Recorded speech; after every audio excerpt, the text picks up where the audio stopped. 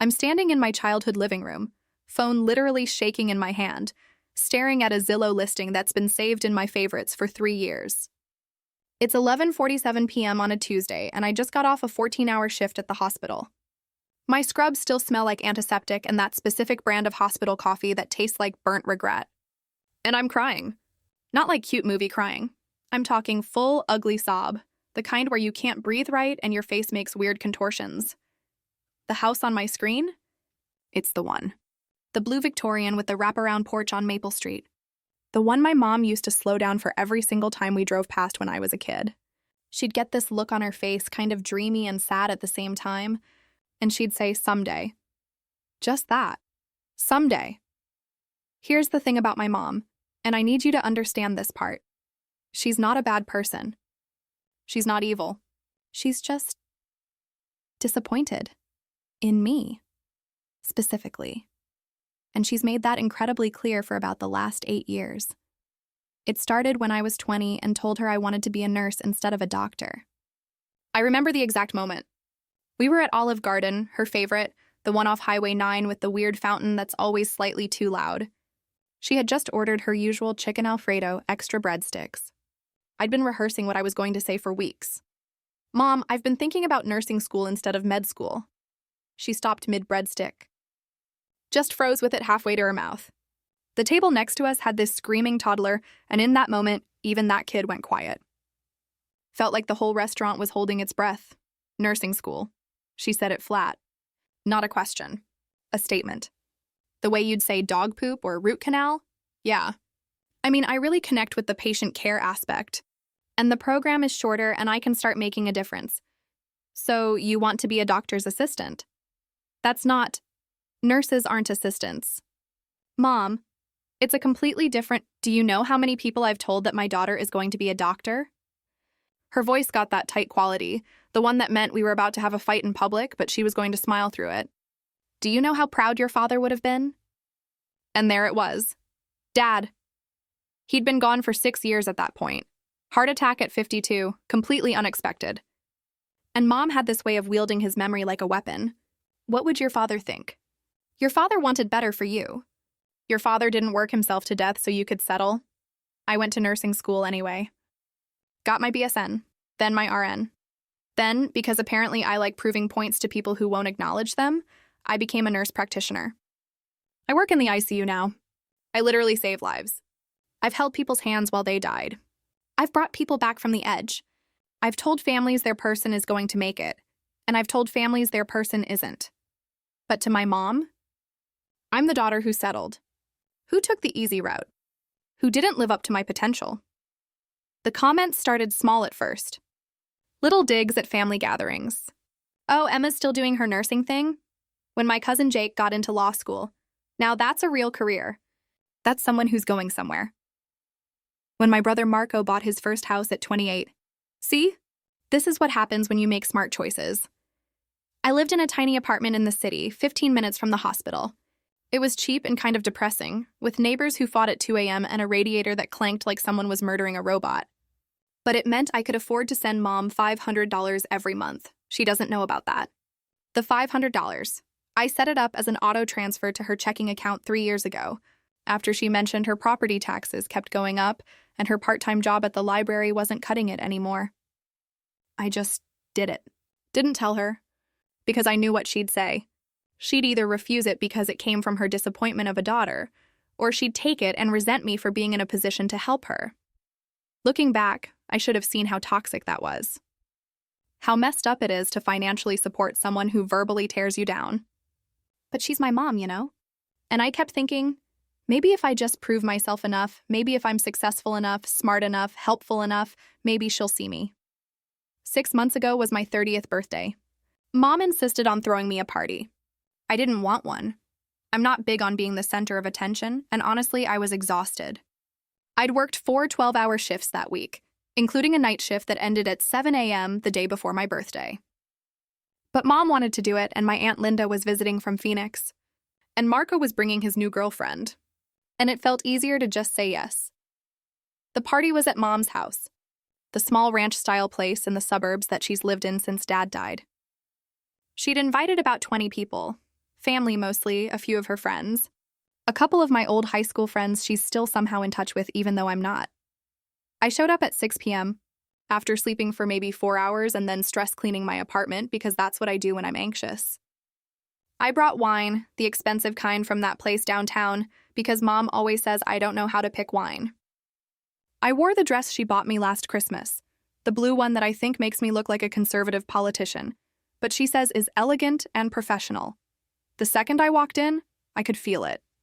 That energy, you know when you walk into a room and you just know people have been talking about you?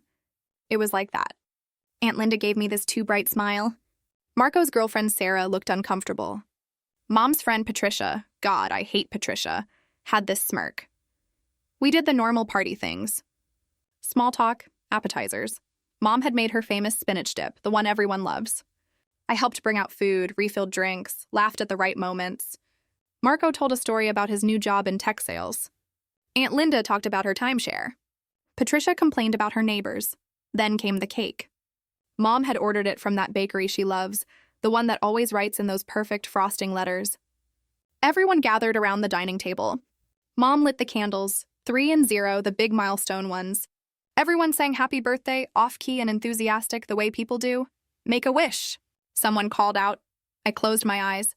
In that moment, standing there in front of 30 candles melting into buttercream, you know what I wished for? I wished my mom would hug me and tell me she was proud. That's it. That's all I wanted. I blew out the candles.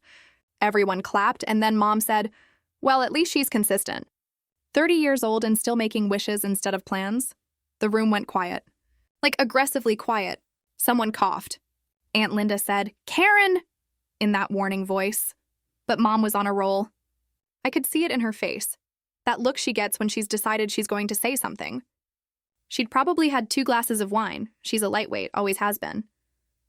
I'm just saying, Mom continued, cutting into the cake with more force than necessary. 30 is a milestone. It's when you're supposed to have things figured out. Real things. Not just a job. Mom, Marco's voice. Quiet but firm. What? I'm not allowed to have expectations for my own daughter?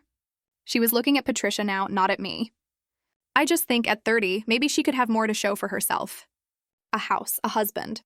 Something other than working herself to exhaustion for a paycheck. My face was on fire. Everyone was looking at their plates, at the walls, anywhere but at me. A career she settled for because it was easier, Mom continued. She was smiling, but it was that smile people do when they're saying cruel things and pretending it's love. I mean, I'm proud of her, of course I am. It's just, I had different dreams for her. Better dreams. Aunt Linda cut in. Karen, this isn't the time. When is the time, Linda? When she's 40 and still in that sad little apartment? When she's 50 and alone? I'm her mother. I'm allowed to be disappointed that she chose mediocrity. There it was. The word disappointed. She'd said it before, in private, in little comments here and there. But never like this. Never in front of everyone. Never on my birthday with 30 candles turning into wax puddles on a cake I suddenly had no desire to eat. I don't remember deciding to leave. I just remember grabbing my purse, mumbling something about an early shift, a lie I had the next day off, and walking out. Marco followed me to my car, saying something about how Mom didn't mean it. She was just stressed. She'd had wine, all the excuses people make. I drove home and I sat in my car in the parking lot of my sad little apartment for an hour. Just sat there. My phone kept buzzing. Marco, Aunt Linda, even Sarah, who I'd met exactly twice. Everyone saying some version of the same thing. Give her time to cool down. She didn't mean it. You know how she is, but that's the thing. I did know how she is. That was the problem. I went upstairs, microwaved some leftover Thai food, and opened my laptop. And I started looking at houses. Not seriously, just looking, imagining a different life. One where I had space and quiet and a place that felt like mine. That's when I found it again. The blue Victorian. The one Mom used to dream about. It had been on the market for a while. Old houses like that always are. Too much work, people say. Too expensive to maintain. But I clicked through the photos anyway. The wraparound porch with the swing. The original hardwood floors. The kitchen with the huge windows that let in all that light. The upstairs with 4 bedrooms, each with their own character. One with a window seat, one with built-in bookshelves, one with this turret thing that felt like something from a fairy tale.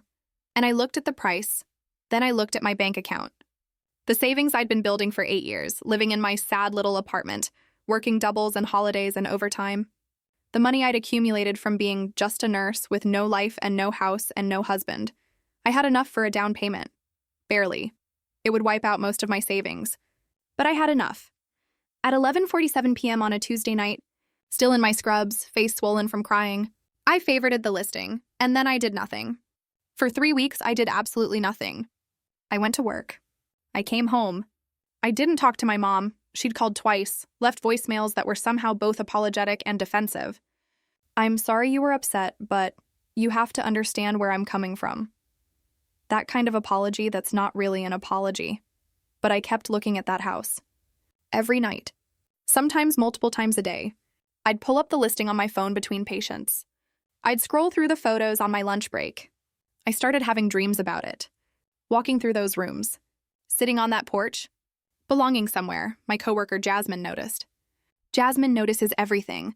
It's what makes her an incredible nurse and a somewhat exhausting friend. We were charting after a particularly brutal code, both of us running on fumes and vending machine coffee. You've looked at your phone like 6 times in the last 10 minutes, she said.